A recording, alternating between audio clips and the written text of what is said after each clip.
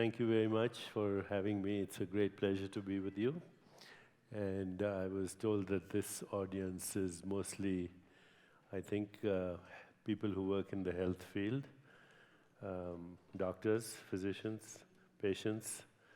Okay, so you're in that category, right? Doctors, physicians, patients. Okay, how many patients? How many doctors? How many healthcare providers in any way? Okay, and how many people just because they're interested? Okay. What I want to do in the next 90 minutes is talk to you about where medicine has been and where I think we are going in the area of well-being and also in the area of treatment of illness, chronic illness in our society, in our world.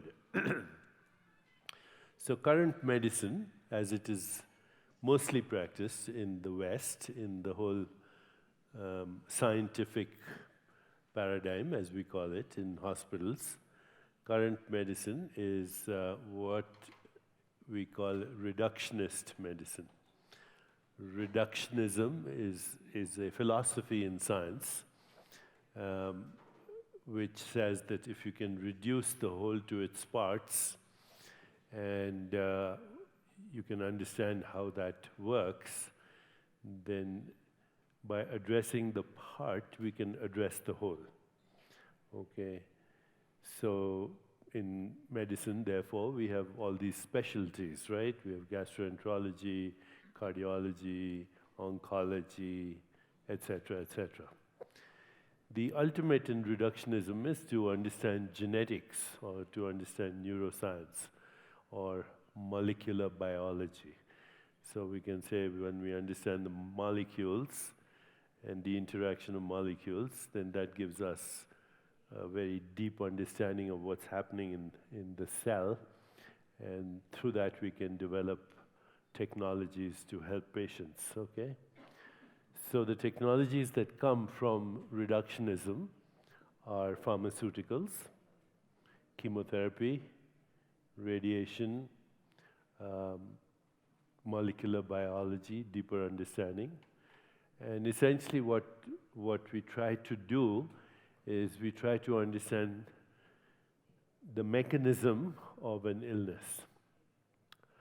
So, and at the most reducible level. You have pneumonia, why? Because there's a bacterial infection and the bacteria are multiplying and we need to stop that. So we stop it with an antibiotic. Okay, there's a cancer cell and it's replicating. We know the mechanism of replication, we try and stop that, right? Through either a selective chemotherapy or a cocktail or radiation, whatever. This is the essence of today's scientific medicine. It's based on the reductionist philosophy of science. Understand the parts and you understand the whole. So this is the basis of almost all pharmaceuticals. It's the basis of chemotherapy, radiation, the new drugs that we're developing. And reductionism is very, very successful in elucidating the mechanisms of illness. Also, reductionism has given us amazing diagnostic capacity. So you have functional MRI scans, you can look at a lesion very small, you can look at, through angiography, you can look at a blocked artery, you can, through CAT scans, look at the whole body. So diagnostic precision comes from this way of doing science. Does it work? The answer is it does. Okay, in selective situations and in acute illness, it definitely works. If you have pneumonia, an antibiotic could save your life. Okay. If you're having unstable angina, then an angioplasty or bypass could possibly save your life. Okay. but only if you're having unstable angina. If you're having stable angina, angioplasty and bypass doesn't help in more than 1% of people, or 2% maximum. So these are facts that most physicians are not aware of, unfortunately. That reductionist science, reductionist medicine, is very effective in acute situations and in some chronic situations. But by and large, reductionism, I would say, overall has failed, okay? And so while we have some chemotherapeutic drugs and radiation that are extremely effective in getting rid of cancer, so, you know, if you have Hodgkin's or certain kinds of lymphomas, certain kinds of breast cancer with estrogen therapy, knowing the receptor, all of that, it's very effective. And it would be irresponsible not to give such a patient the chemotherapy or the estrogen therapy or whatever reductionism demands. So again, in treatment of cancer, in treatment of AIDS, now we have some very effective cocktails that dramatically decrease the virus load. And so there's a possibility of eliminating AIDS completely. So we cannot dismiss reductionism. We can say that it works, and we have to be very selective, and we have to be very careful how we use it, because it's very powerful. Okay. Antibiotics are powerful. If you use them indiscriminately, then you have the epidemic which we now have, which is called hospital-acquired infections, which are resistant to antibiotics, and which are the most dangerous. If we use chemotherapy irresponsibly, then we cause a lot of collateral damage, inflammation in the body, and that leads to immunocompromised biological systems, that leads to more complications, leads to more infections, even leads to more cancers. So reductionist science, I have to say, is very effective selectively. It is very powerful, and we have to use it wisely. We cannot use it indiscriminately, and that includes procedures. Angioplasty, it includes back surgery, it includes hysterectomy, it includes mammography. I could go on and on. 90 times out of 100, when we use invasive procedures, invasive therapies, invasive surgeries, 90% of the time, and the statistics is there to prove it, it's not indicated. But 10% of the time when it's indicated, it's very useful. So that's reductionism. What is the emerging paradigm in medicine? The emerging paradigm in medicine is what we call holism, or holistic medicine, or complementary medicine, or integrative medicine. Okay, these all words seem the same thing. Many people also say alternative medicine. I think I should try and make a distinction between what is alternative and what is integrative, okay? So alternative is when you use a therapy in place of conventional therapy. When you say, okay, you have insomnia, instead of giving you a sleeping pill, I can teach you meditation. Or you have migraine headache, instead of taking the pharmaceutical, maybe we can try acupressure or acupuncture or Ayurveda. So that would be alternative in place of this.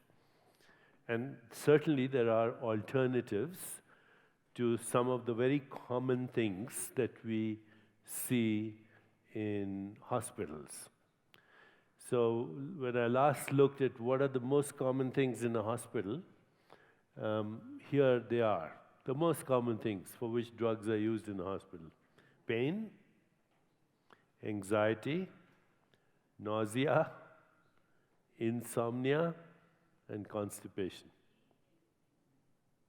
5 things for which 80% of the pharmaceuticals are used in hospitals: pain, anxiety, nausea, insomnia and constipation. And most of the time, this is actually induced by pharmaceuticals, okay? So when I was a resident, I remember one day I woke up in the middle of the night to go to the bathroom, and I saw my nurse. She was waking up the patient. "Mr. Smith, please wake up. I have to give you your sleeping pill." Okay.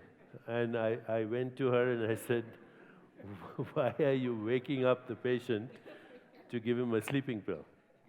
And she said, "Because he will wake up soon, and then I will wake up, and then I will wake you up." So I said, "Okay, go ahead, give him the sleeping pill." So a lot of these treatments are more for the convenience of the doctor than the convenience of the patient. Okay.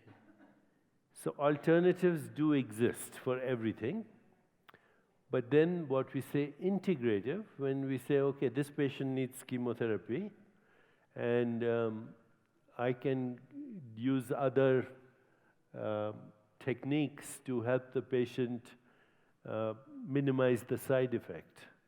Or I can help the patient possibly use less dose of chemotherapy. In fact, right now, oncologists who watch the literature think no longer of cancer as essentially a terminal illness. You know, when we were in training, say cancer, it's a terminal illness, and it immediately creates alarm. And one of the movements in the field of cancer is to minimize inflammation, okay, because chemotherapy, especially if used aggressively, or radiation, can increase inflammation in the body. Inflammation is what gives rise to all the side effects, nausea, vomiting, this, that, and the other. But inflammation also compromises the immune system. Inflammation interferes with homeostasis or self-repair mechanisms. And in fact, there's now evidence that if you have too much inflammation, then the normal cells are recruited by the cancer cells to join them. It's like, you know, throwing bombs in Afghanistan, and you kill innocent people, and then the Taliban says to the innocent people, "Join us, because you're being killed." Okay, so that happens. The cancer cells can recruit normal cells to become part of their ferocious attack on the body. So many cancer specialists now, they look at what is the optimum dose, what is the minimal optimal dose, is it really indicated, how can we minimize inflammation, either by diet or by meditation and stress reduction, because stress will increase inflammation through cortisol and adrenaline and hormones, or even anti-inflammatory drugs can decrease inflammation. So now you have an integrative approach. You're integrating both things, reductionism and holism. But now let me go to the overall philosophy of holism, the overall idea of holism. Okay, so if we understand holism, another word for that in medicine would be systems biology. Your biological organism is a system. Nothing operates by itself, okay? Your heart, your kidney, your brain, and every other organ in your body is, in a way, correlated with every other activity. So no part of the body acts by itself. Every part of the body, the activity of that every part of the body is correlated with the activity of every other part of the body. And that includes our mental states. That includes our emotional states. If you have a lot of hostility, anger, fear, you're going to generate a lot of cortisol and adrenaline. You're going to overstimulate your sympathetic nervous system, and that's going to disrupt homeostasis or self-regulation or self-repair. On the other hand, if you're feeling a lot of peace, if you feel a sense of love, compassion, joy, then that creates a different neurochemistry, and that different neurochemistry has a different biology. And it's a systems thing. It's not that my heart will slow down and my blood pressure will also come down. Everything will be regulated, everything simultaneously. Immunomodulation, which is the modulation of the immune system, also. So a systems approach says, how can I look at the body as a total biological system? And in fact, when you start to understand the system, you'll realize, this is very key for those of us who are very interested in systems biology. When you really understand the system, you'll realize that reductionism is based on a false premise. And what's the false premise? That the body has different parts. That the body can be reduced to parts. It's based on a structural understanding of the body. My body is made up of organs. My organs are made up of tissues. My tissues are made up of molecules. My molecules are made up of atoms, etc. But actually, this is a false idea. Your body is an activity. It's not a thing. I like to say it's a verb, it's not a noun. Okay? So when we observe this, this is a structure. It's fixed, right?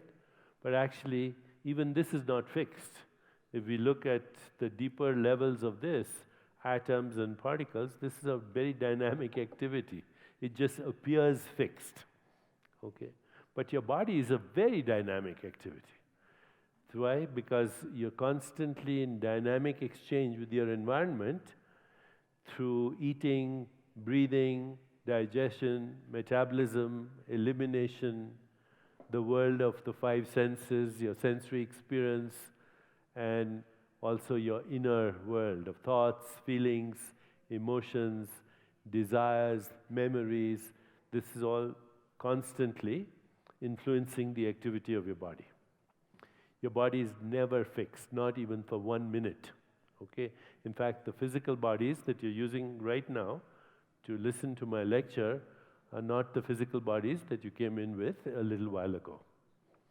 Even as you breathe in 10 to the power of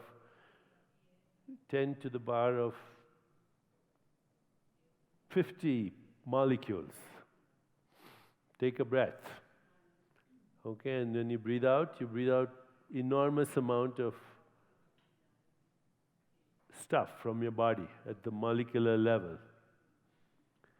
So you're breathing out 10 to the power of 50 or so, 10 followed by 50 zeros of atoms from your body right now.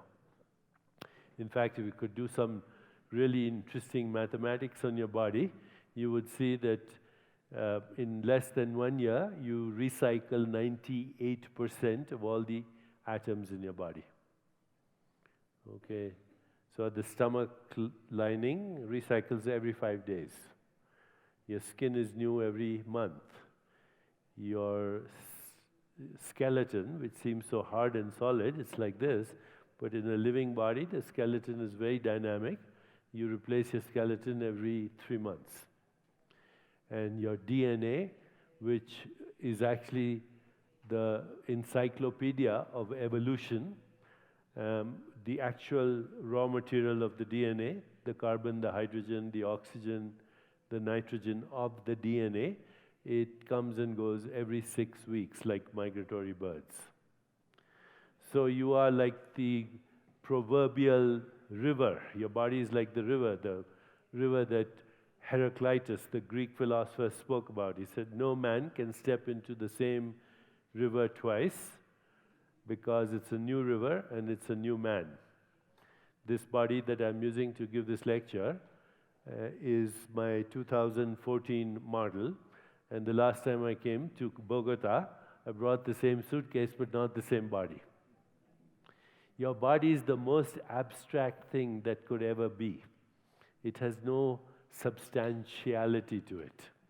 It's a flowing river of energy and information which is in dynamic exchange with the ecosystem.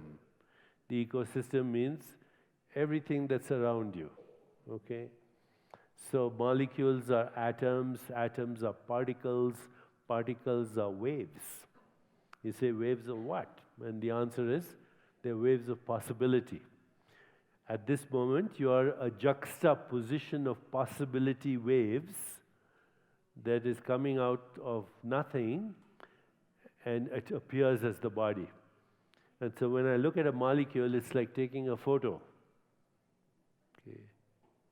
If I take your photo and say, this is you, you'll say, no, that's my photo. That's not me, that's my photo. So too, when you look at a molecule, you describe it, you're taking a photo of an activity. By the time you take the photo, it's not there. It's like going to the ocean and saying, I took a photo of the ocean, there was this wave, there was this sunset. We say, let's go look at it. It's not there, right?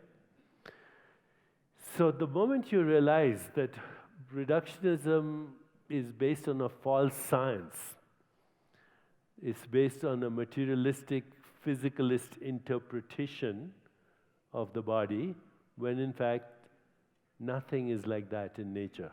In nature, nothing is fixed. It's a dynamic, very fine, balanced ecosystem.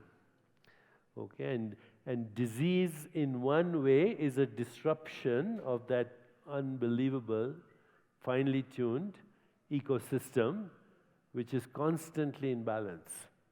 Okay. We say disease, dis-ease. The first thing you feel is something is wrong. Lack of ease. Your body doesn't feel right, okay? So subjectivity is the first experience of illness. Many people go to doctors, say, I have this pain, I have this thing, I'm not sleeping at night, I am tired. The doctor will do all kinds of tests and say, there's nothing wrong with you.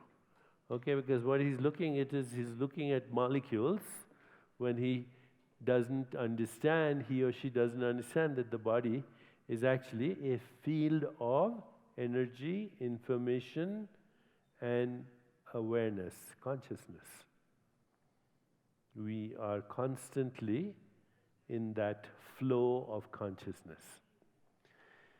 So, what I want to present to you today is the idea that the most fundamental level of your body is consciousness. Okay? And people say, is consciousness my mind? And the answer is no. Mind is an activity in consciousness. Is consciousness the body? Well, the body is an activity in consciousness. Consciousness is what is experienced subjectively as our mind, thoughts, feelings, emotions, memories, objectively as our body.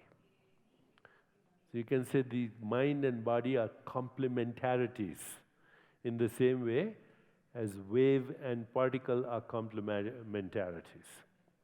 Okay? So consciousness is a field. And what's a field of? It's a field of potentiality. It's a field of possibilities.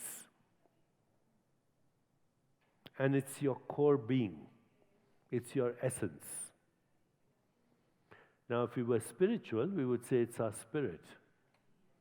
Or if we were spiritual, we would say it's our soul, alma.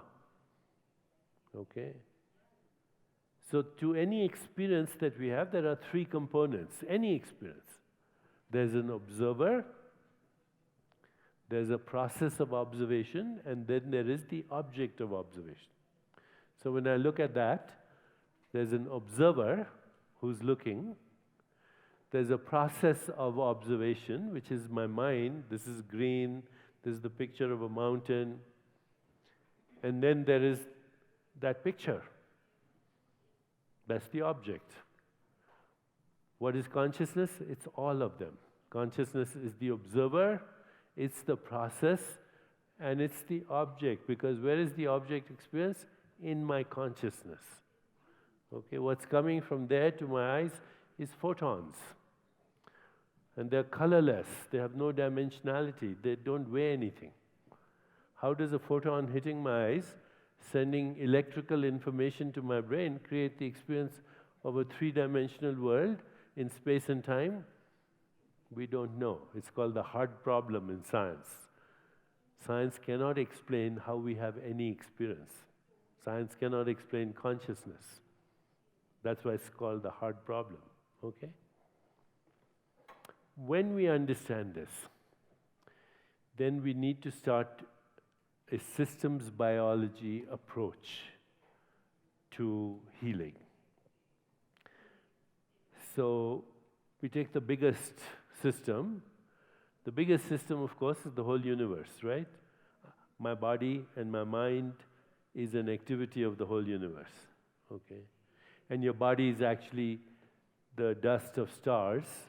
You know, the carbon, the hydrogen, oxygen, nitrogen in your body was manufactured in some star long time ago, in some galaxy. In fact, the carbon in your left finger and the hydrogen in your nose probably come from two different periods in cosmic history. The hydrogen goes back to the Big Bang, and the carbon in some star a few 100 million years ago. But we are ancient beings, okay? The body is the dust of stars, and then of course the miracle is that this stardust is also self-aware. It asks questions. Who am I? What do I want? Does God exist? And all these amazing things coming from the galaxy. But that's the biggest ecosystem. Now the smaller ecosystem is the context of our life. Okay, so my job, my personal relationships, my social interactions, my community, my finances, all these are part of my ecosystem.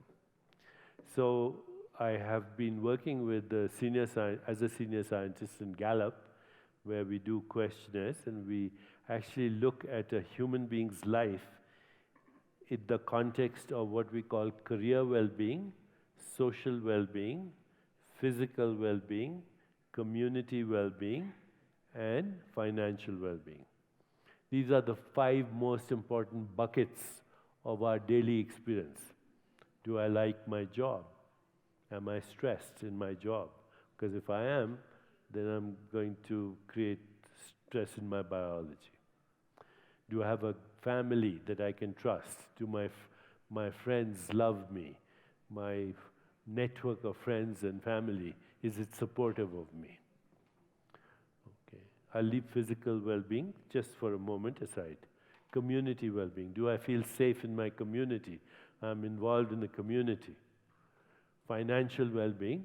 Do I have enough money to take care of myself and my family? Am I worried that if I get sick, I won't have money to take care of me? All these things are very important in my well-being. And if they are not part of my well-being, then of course it's going to be difficult to get well. Okay, if I'm stressed about any of these, it will be difficult to get well. So at Gallup, we actually can score a person's well-being in these 5 categories. Okay, career well-being, social well-being, physical well-being, community well-being, and financial well-being. If somebody gets a score more than 70 out of 100, then we say this person is thriving, they're doing very well, and their future is very good. If a person scores between 40% and 70%, then we say this person is struggling, and if we don't change a few things in their life, then they will probably get sick. And if a person scores less than 40%, then we really get concerned because we know that there's a crisis. Okay? So we can predict now, from Gallup, we can predict things like hospital admissions, crime rate, social unrest, quality of leadership, traffic accidents, work absenteeism, addiction, just on the basis of these 5 areas of well-being. So you say, okay, I get it, but now this person is really sick. I should mention though, physical well-being, I think. I should say a few words about physical well-being. There's a lot of research now on what makes people physically healthy, but the basics are very simple. Here are the basics of physical well-being. Good sleep. Okay, this is one of the most undervalued treatments, because when your body goes to sleep and it's rested in deep sleep, that's when self-repair and homeostasis and self-organization and self-regulation is maximum, okay? There is no substitute for good sleep. Sleeping pill is not going to give you natural sleep. Alcohol is not going to give you natural sleep. Tranquilizers are not going to give you natural sleep. And yet sleep is one of the most important factors in self-repair. Number 2, stress management, And for this, for me, the most important is meditation as a stress management technique. Okay, stress is the number 1 epidemic of our time. And it is directly or indirectly related to cardiovascular illness, to addiction, to immunocompromised biological systems, to autoimmune illnesses, to infections. So it's the number 1 epidemic. And we do not pay enough attention to stress management. Third thing for physical well-being is movement, just simple movement. Okay, I'm wearing, by the way, these bracelets around my hand. This monitors my sleep and my meditation and my movement. Okay, so I make a point to move at least 20 kilometers every day. Okay, I don't need a gym for that. I don't need to go to a yoga class or do breathing exercises, which are useful. I enjoy them, but I need to move. Okay, so I got here yesterday in Bogota. I walked through the city and looked at all the shops, went to a good restaurant. Okay. So movement. The more you move, the healthier your body will be. The 4th is healthy emotions. Okay, so emotions like anger and hostility and depression and guilt and shame, they deplete our energy, but they also interfere with homeostasis. They interfere with hormones in our body that are responsible for self-regulation. Emotions interfere with the hypothalamus, pituitary, endocrine axis. And we know that the hormones and the immune system are intimately related. So the healthier emotions are those which connect us to each other. Love, compassion, kindness, joy, empathy, equanimity. And the final thing is, in physical well-being, is diet. Many years ago, when people said diet is the most important thing, or one of the most important things in physical well-being, I used to say yes, to some extent. We all know that too much fat, too much sugar is not good. Okay, we all know that if you're taking processed food, manufactured food, refined food, food that has been interfered with, it's intuitively doesn't make sense. Here's the new science, and the new science is very exciting actually. What does the new science show? The new science shows that only 10% of the cells in your body are human cells. Did you know this? So we have about 600 trillion cells in our body. 600 trillion cells, which is more than all the stars in the Milky Way galaxy. only 10% are human. Only 6 trillion are human. So what are the rest? The rest are microbial cells. They are bacteria. Okay? So you are a system, a biological system, where 90% of you is a bacterial colony. Only 10% of you is human. They're hanging on to the bacteria. And these bacteria cover the whole ecology from primitive organisms to E. coli. Okay? This part of you, which is 90% of who you are, is called the microbiome. Microbiome. Micro because it's from microorganisms, biome because it's part of your biology. Where is this microbiome? It's everywhere. It's in your skin. Everywhere in your skin. It's in the folds of your skin. It's in the fingernails and underneath it. It's into your mouth, into your entire GI tract. And in fact, your mitochondrial RNA is also made up of these bacteria. This is brand new science, okay?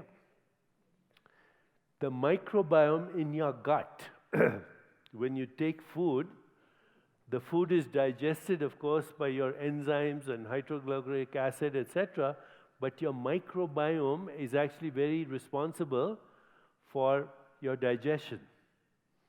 Okay, if you don't have a healthy microbiome, you'll have indigestion, you'll have irritable colon, you'll have gas, etc.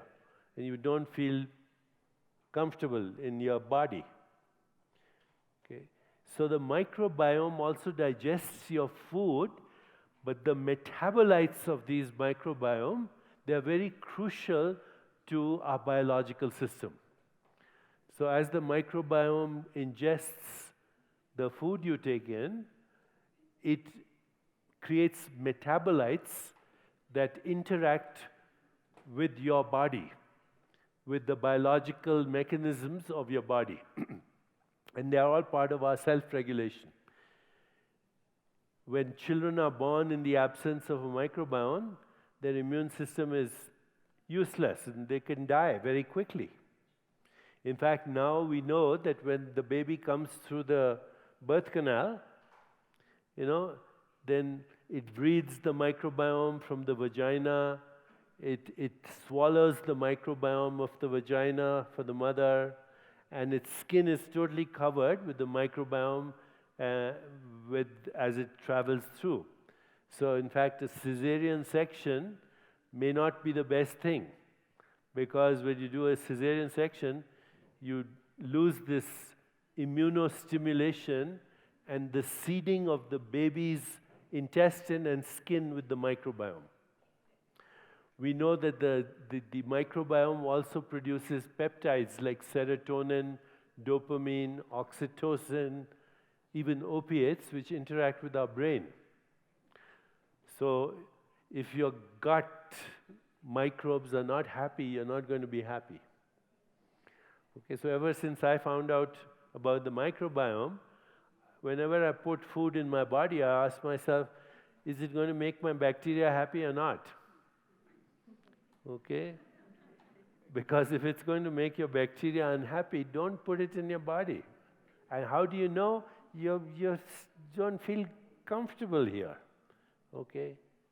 Anything that inflames the microbiome will inflame your body. Okay? So I know alcohol is such a big part of our culture, but alcohol inflames the microbiome. Okay? That's why we can put fire with alcohol, right? You can drive a car with alcohol. So what's it doing to your microbiome? Okay? What is insecticides, pesticides, GMO food doing to your microbiome? Why does a massage feel so good? Okay, because it influences the microbiome. And now we see that all these ancient techniques of massage, of cleaning the GI tract, of taking herbs, of ingesting oils, detox, juices, these all change the microbiome. And we can now see the shift of the microbiome and the shift of our metabolites, the shift of our bioregulation, and the shift of our genetic activity. Because remember, genes are not fixed. Now here's another thing that you need to know about. Only 5% of disease-related gene mutations, only 5% of disease-related gene mutations are fully penetrant. Fully penetrant means you cannot stop them.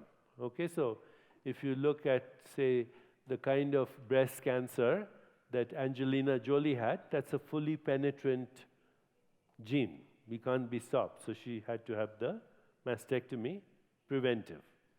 There are certain mutations, disease-related mutations for certain types of cardiomyopathy that are fully penetrant, for some kinds of cancer, for some kinds of Alzheimer's disease.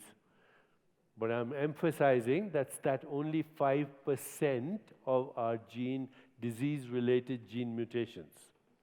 95% are influenced by our lifestyle, including our emotional well-being. Our thoughts, feelings, emotions, they all affect genetic activity. This is the new science which we call epigenetics. Genetics is not as important as epigenetics. Epi means above the gene. And what is epigenetics? Everything outside the gene. The total environment, which means everything that's happening in our life. Our personal relationships, the quality of our sleep, movement, food, diet, etc. So you can see if you're ingesting genetically modified food, what is it doing to your microbiome? How is that interfering with your gene regulation? Okay, so diet now becomes very important. I would say diet is one of the most important things. Okay. Here is what a good diet would be. A good diet would be 90% plant-based. I know, again, part of our culture with this part of the world, a lot of meat. But then if you're going to eat meat, then make sure it's not full of steroids and antibiotics and chemicals. Because then it's not even meat, it's just poison. Okay? So, plant-based diet, rich in phytochemicals. Mediterranean diet, rich in oils and olive oil. And we now know that all these oils, olive oil, flaxseed oil, primrose oil, what else? All the natural oils that come from plants, sesame oil, they're very good for your microbiome. Okay? Plant-based Mediterranean diet that has maybe for protein, fish, more fish than more meat. This is very helpful for your microbiome. Diet is very important in regulating not only your microbiome, but your gene activity, the activity of your genes for self-regulation. Okay, so this is physical well-being. If we understand that all this is happening in our own consciousness, that the body is a field of energy and information, which we experience subjectively as our mind, which we experience objectively as our body, then we need to know what is consciousness, fundamental consciousness. And fundamental consciousness, as I said, is a possibility field. It's a field of potential, number one. Number two, it's sentience. You know what sentience means. It can sense. It's a field of awareness.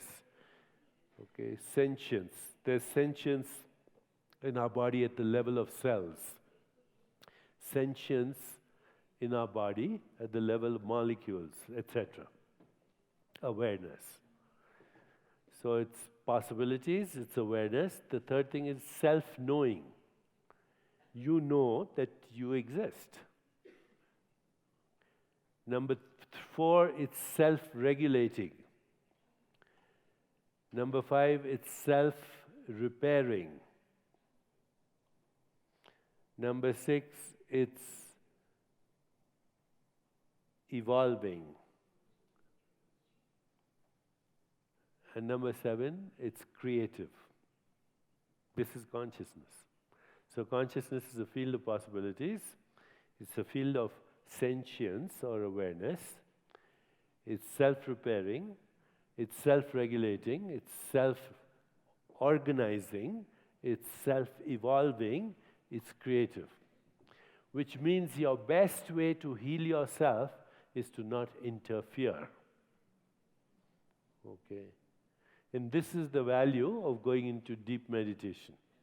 Okay, when you go into the stillness, which is beyond your mind, beyond your thoughts, then self-organization takes over. The word healing and the word holy and the word whole are all the same thing. Healing is the return of the memory of wholeness. That's everything inclusive. I'm not alone. I am part of this amazing self-organizing ecosystem of life. Okay, so now let me show you some slides with that. I thought I should give you the basis and then we can see what we can see some slides here and kind of summarize a lot of what I've said. So I'm going to use this clicker to show the slides. This is the first, most fundamental question of our existence, isn't it? The old paradigm would say that we exist separate from the world. It doesn't make sense that I and the world are two different things. Okay? That's the old model, right? That's the reductionist model. The new model says that the universe is in me, in my consciousness. I experience the universe in my consciousness, I experience the body in my consciousness, I experience my mind in my consciousness, and in fact, I am an activity of the whole universe. Okay, this is not a metaphysical proposition, this is the new reality. This is the new reality which says that consciousness creates everything that we call reality. Everything that we experience as reality is consciousness. The notion of myself, the division between subject and object, my emotions and sensations and feelings and thoughts, my perception, my biology, my relationships, my social interactions, my interaction with nature, with the world, with the universe, is all an activity in consciousness. Because if there's no consciousness, there's no reality, right? And at the most fundamental level, consciousness is a field of possibilities that's constantly collapsing into what we call space-time events, events in space located in time. And this is the result of the quality of our attention and intention. You could think of attention as energy and intention as transformation. The two most fundamental qualities of consciousness. And every experience that we have is either a sensation, so through the 5 senses we have information coming in, sensations, right? Sound, touch, sight, taste and smell.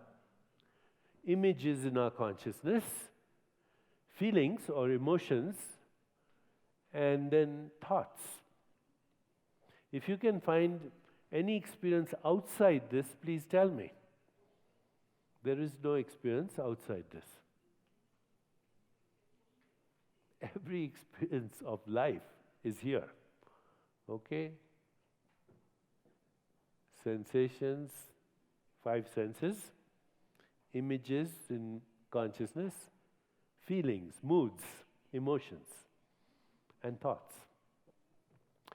So if we want a systems approach to biology, then we have to pay attention. Can I feed through this body, through sound, through touch,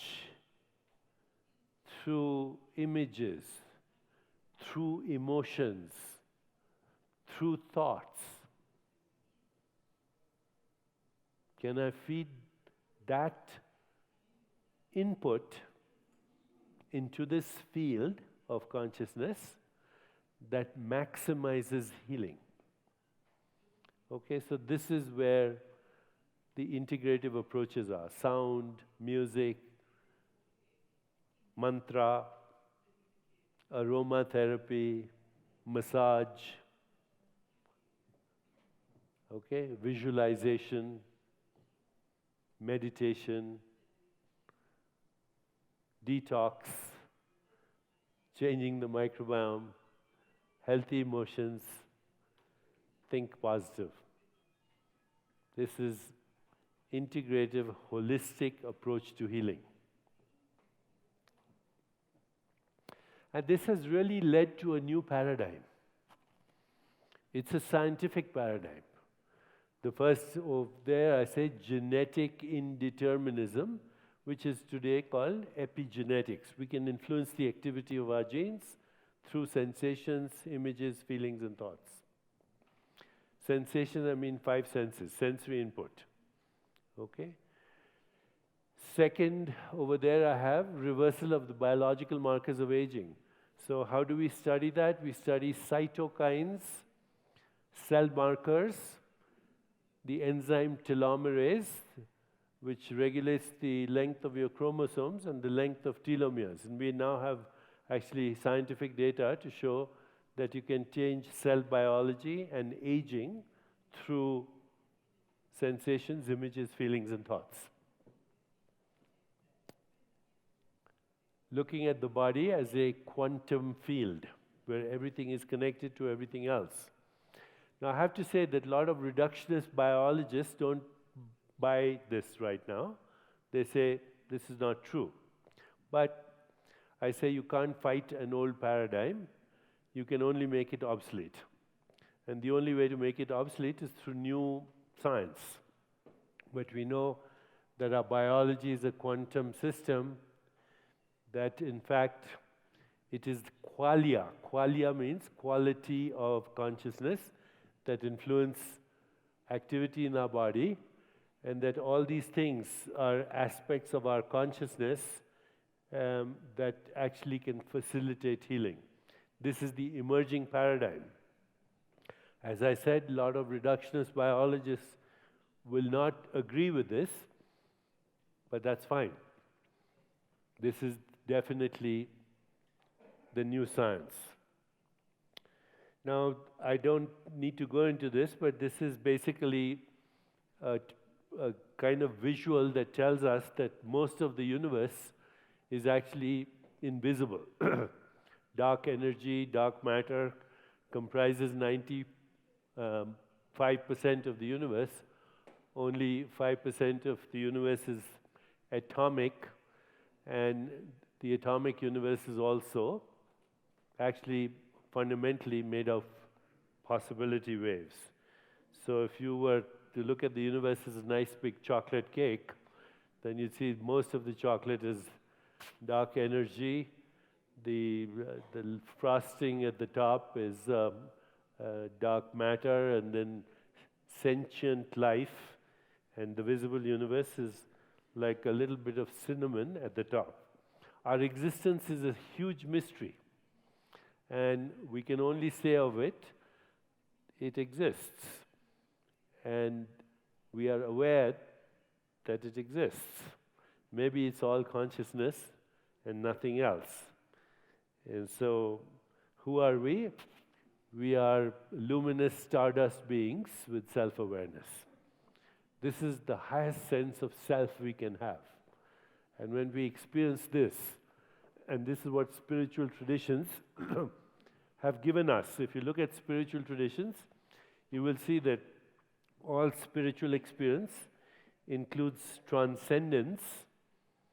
It includes Platonic truth, which is goodness, beauty, harmony, synchronicity, love, compassion, joy, equanimity. And it also includes the loss of the fear of death. When you have fear in your body, then of course the body is full of a biochemistry that's going to interfere with healing. The paradox of healing is that when you lose the fear of death, your body starts to heal itself. Why? Because fear of death, if you don't have, then you have no fear. All fear is the fear of death in disguise. It's the fear of the unknown. If we can get to that level where we are ready to surrender to the unknown, then paradoxically, the body also starts to heal itself. Went off, can I? Okay. I'm not going to go right now into the details of neuroscience, other than to say that your brain responds to your consciousness. You are not your brain. You are actually the consciousness that expresses itself through your brain. And all that's happening in your body, everything that's happening in consciousness is represented in the brain. It's also represented in every other aspect of our body. We should start to think of our body as one system, including the neuropeptides, which are also immunomodulators. And our emotions, sensations, feelings, thoughts are all part of that system. Nothing is isolated. Our perception, our breathing, our cognition, the images in our consciousness, they're all part of that one system. Okay? And in this scheme, we realize that love is probably the highest intelligence. Because when we experience this feeling that we call love, then we cross boundaries and our brain goes into the most coherent state that you can think of. So I would say actually love is almost the highest intelligence. Even more higher than love, as intelligence is just being. Just to exist. That's the highest. Love would be the second. Self-reflection would be the third. And action would be the last. So being, feeling, reflection, and action. If we can do that, come from the level of being, come from the level of feeling that we call love, come from the reflective process, who am I, what do I want, what's the highest good, and then act from that level, then we are creating well-being. This is just a little map of the things that I mentioned to you: career well-being, social well-being, physical well-being, financial well-being, community well-being. It's more detailed, but basically we take all these things into context. We ask people questions, and then we try and figure out their well-being. It's quite interesting. So if you were doing this, these are the questions I would ask you. Okay? And you can intuitively answer these questions. You can even score yourself from 1 to 10. So if the highest score is 10, the lowest score is 1. If you score more than 7, then you're thriving. If you score between 4 and 7, then you're struggling. If you score less than 4, you're suffering. In this particular compartment or bucket of your well-being. Social well-being.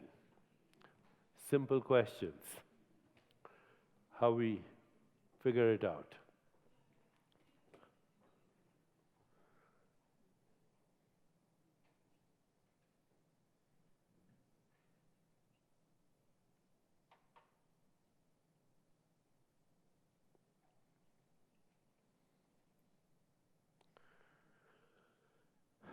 I mention all this, but just to give you an idea of how we evaluate a patient.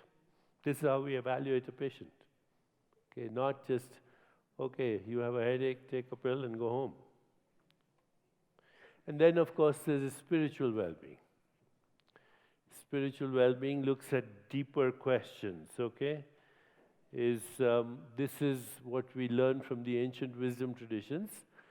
The 5 causes of human suffering. human suffering. Because animals also suffer, but they don't suffer the way human beings suffer. Okay? Human beings have big existential problems. So these are what we find in the Eastern wisdom tradition. We say the 5 causes of human suffering, for which there's only spiritual solution. First is not knowing who you are. Third is being attached to that which is impermanent. Second. Third is being afraid of that which is impermanent. Fourth is identifying with the ego. And the fifth is the fear of death. And then, at least in the Eastern wisdom traditions, they say that all the 5 causes of suffering are contained in the first one. You confuse yourself with images of yourself. You are not your body, you're not your mind. Those are the photos of the self. You are the deeper self, which is your spirit. And if you want to discover who you are, then you have to learn how to transcend. You have to practice reflection. You have to be aware of yourself. Awareness of self includes awareness of body, awareness of mental space, awareness of relationships. You also have to know that the perceptual is not fundamental. What is fundamental is the consciousness which gives rise to perception. And this is a spiritual journey that we all must take. And this spiritual journey actually is very easily understood as the practice of yoga. So yoga means union. That's the meaning of the word yoga. Union with whom? With your own source. Because your source, the source of you, is also the source of the universe. If you want to call it God, that's fine. That's a belief system. But we have a source. Anything that exists has a source. And if we want to get in touch with our source, that's a journey that we have to take. It's a journey of self-exploration. Today's science is natural sciences. It's about the world of nature. But today's science is not experiential science, which is who's observing nature? Who's the experiencer in the midst of all this experience? And so these are the 4 different types of yoga. The yoga of being, which is meditation, reflection, transcendence. The yoga of feeling, which is yoga of love and compassion. The yoga of reflection, and the yoga of action. I will leave this for now, because it's a whole discussion. As we explore the dimensions of existence, we find that there are many. So what in Western psychology is called the subconscious mind, what we call the subconscious mind, which governs our conscious mind, and therefore the word subconscious is a little inappropriate. The subconscious mind is the supraconscious mind that never sleeps. Our conscious mind is asleep all the time. You're thinking of the past or you're thinking of the future, which means you're walking around in a dream.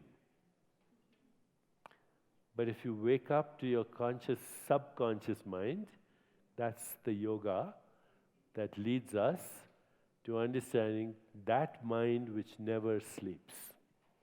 Okay? And that's part of you, that's part of our collective mind, that's part of the universal mind, the mind that never sleeps, the mind that's running the universe. To wake up to that mind should be our ultimate destiny. Okay, here are 5 things that I think we can take away from my lecture this morning. The first is, do not think of your body as a material structure. Do not think of it as in reductionist terms. Recognize that your body is energy and information. This lays the basis of all the new therapies, energy medicine, vibrational medicine, and all the things that we take in different integrative systems, we can all put them into this area to understand the body as energy and information. The third thing to recognize is your genes are not deterministic. Only 5% are fully penetrant, the disease-related gene mutations. Similarly, your brain is plastic. You can change the activity of your brain to create a life of health and healing for yourself. And also change your relationship to time. Time is a big mystery. Philosophers and scientists have spoken about time since the beginning of time. But if you think about it, there is only the present moment. Okay? The present moment is the only time we have. And the present moment is eternal because it endlessly renews itself. There's no past. Past is an imagination. And there's no future, it's an imagination. What is endlessly renewing itself is this moment. And what we call the flow of time is actually the flow of experience around this moment. What we call time is the flow of experience around the still point of the present moment. So if you can ground yourself in the present moment, right now, then you realize that the best time of your life is now. It's the only time you have. That the most important activity in your life is now. That the most important people in your life are now. If you can ground yourself to that, you will change your relationship to time. And in that changing your relationship to time, you will bring about your biological healing. Because time sickness is a big factor in disrupting our biology. If you say, I don't have time for this, I don't have time for that, that attitude will speed up your biological clock. You'll have high adrenaline, high cortisol, speeded up blood pressure, everything in the fast lane. People who say, I don't have time, they usually have a heart attack and then they run out of time. And so we see here, last point is the key to all of this is your own awareness. This is who we are, and this is where we came from, and this is our journey, and this is our destination. Thank you very much. I'll stop here, and then thank you. We have some time for questions.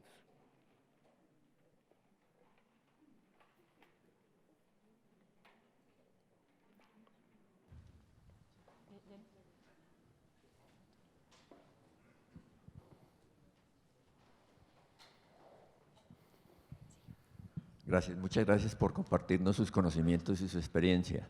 One second.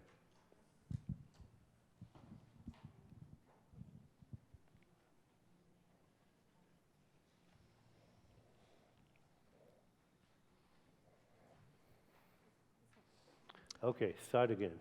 Gracias. Dentro de las causas del cáncer, ¿qué tanto tiene que ver la falta de perdón? El recordar con dolor. Hay versiones que dicen que el cáncer de mama o el cáncer de próstata tiene mucha relación con periodos, con la falta de perdón. Okay, so I have to say we have to be very careful that we do not simplify cancer or any disease and take it out of context. all disease, including cancer, is multifactorial. What you say is very important, because if you do not forgive and you hold resentment and you hold anger and you hold hostility, you're hurting yourself, okay, more than anyone else. So, the great Nelson Mandela once said, not forgiving someone is like drinking poison and hoping it'll kill your enemy. It doesn't work. So what you're saying is very important part of the healing process. But so is diet, okay? So is sleep, so is all these things that I want. They're all part of the healing process. Forgiveness is a very important part.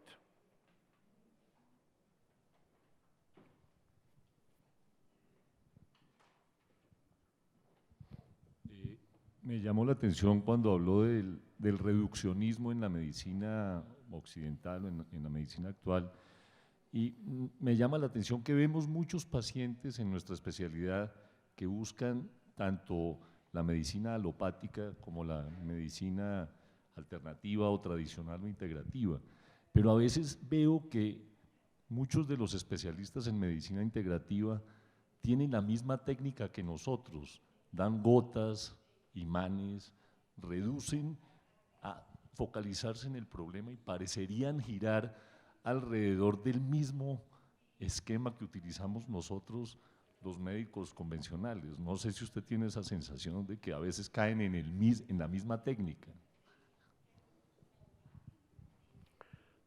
Many alternative and so-called integrative specialists, or what they call themselves, are falling into the trap of reductionism. This magnet, this herb, okay, this acupressure. It's not a substitute, okay?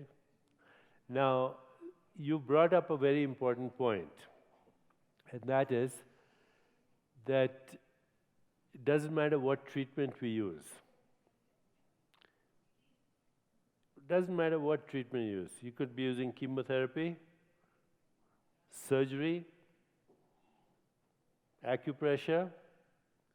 30% of people have what is called a response, placebo response. Okay, now, we have a casual attitude, placebo. But what is a placebo? Okay, how do we understand the biology of a placebo? So many, many years ago, when I was still thinking about this, early stages of my own evolution, I realized that if you give a patient Narcan is an opiate blocker, you abolish the placebo to pain, which means if the patient believed that they were taking a drug that relieves pain, then they make a narcotic and they make an opiate, and you can block it. That's when I came to realize that belief becomes biology. Not in everybody, but in 30%, which is a pretty large number of people. And I realized it's not just through opiates. There's a whole cascade of things happening in neurobiology, in neurotransmitters, immunomodulators, so that people who actually believe in the fact that they will recover or believe in the treatment will have a powerful biological response. A lot of surgery does that. We used to do all kinds of bypass surgery, mammary implants. Later we knew it was placebo. Back surgery, a lot of it is placebo. I think our task should be how can we increase that 30% to understand the way consciousness works, because consciousness is in fact influencing biology.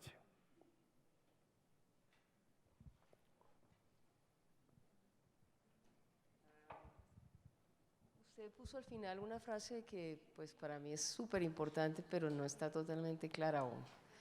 Usted dice que el problema o lo que influencia pues básicamente la aflicción es no conocer la verdadera realidad de las cosas. ¿Usted podría aclarar eso un poco, por favor? Well, what is your true self? Is it your body? Obviously not. You had a different body 10 years ago, different body as a baby, different body as a teenager, the body you have now and the body you'll have tomorrow. So if you identify with your body, you will suffer. There's nothing real about it, nothing substantial. It's a very abstract thing. It's constantly in flow, changing. So you say, okay, if myself is not my body, then it must be my mind, my thoughts. But you don't have the same thoughts today that you had yesterday, or the same emotions. Your emotions are as much a part of the river of change as your body. Nothing that you can identify could be your true self. Your relationships, they change. Your emotions, they change. Your ideas, they change. I hope they change because we learn and we evolve. Everything changes. Nothing in the field of change can be your true self. So what is the true self? The true self is the field of consciousness in which the change arises and subsides. It's the true self where the thought comes from and then goes back to. What did you have for dinner last night?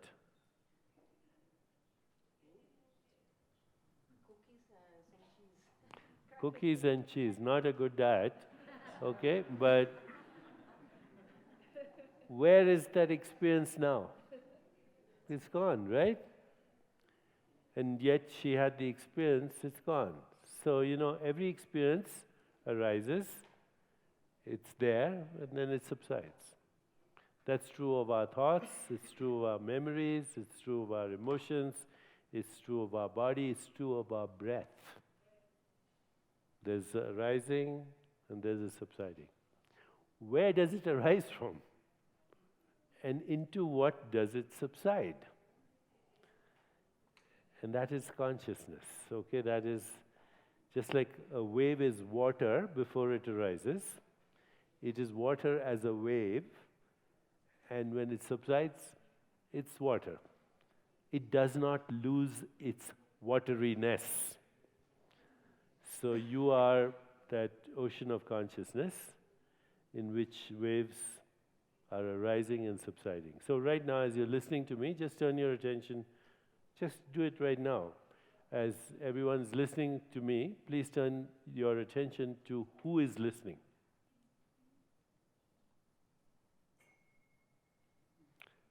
As you turn your attention to who is listening, there's a presence. That presence is awareness. It was there when you were a baby. Different body, different mind, everything. That awareness is in which all experience occurs. If we can ground ourselves there, that's the true self. That is your spirit, yes. The spirit.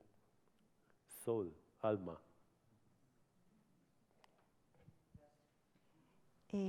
Okay, over there, anywhere.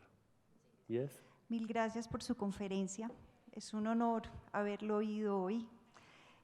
Quería preguntarle algo. ¿Interfiere el jugo de amalaki durante la quimioterapia ¿Es positivo utilizarlo durante la quimio o hay alguna interferencia entre el jugo y la quimioterapia? Yes, amlaki is a plant. The Latin name is Embolica myrobolum. You can look it up by going to PubMed or National Library of Medicine. It's one of the richest sources of phytochemicals, and it's very powerful as what we call an adaptogen. It helps your body adapt to chemotherapy, to stress, etc. There are many adaptogens.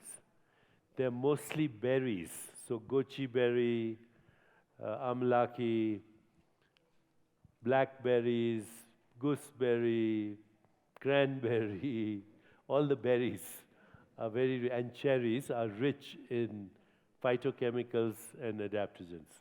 But amlaki is the best known.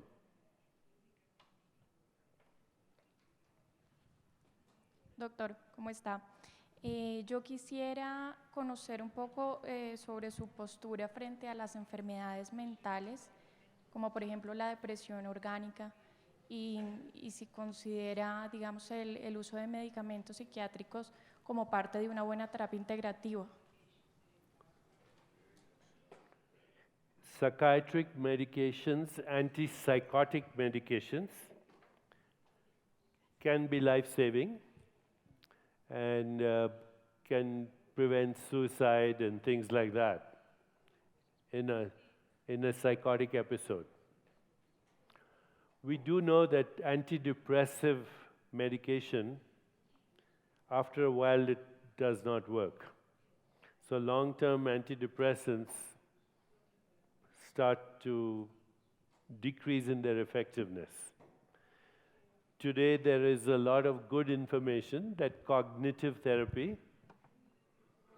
and many other forms of talk therapy can bring the same change in the brain through a magnetic scan that some of these drugs do.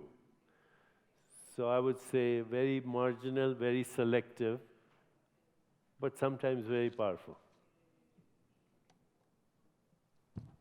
Al, gracias a usted por darnos esta oportunidad, gracias a mi oncólogo José Joaquín Caicedo Mayarino. Teniendo en cuenta que aceptamos los procedimientos científicos y que por esta razón nos hemos llegado a curar, ¿cómo mide usted la fe del Dios que podamos tener cada uno de nosotros, teniendo en cuenta la libertad de cultos? Dios juega un papel protuberante, o ¿en qué escala, o lo podemos medir en porcentaje?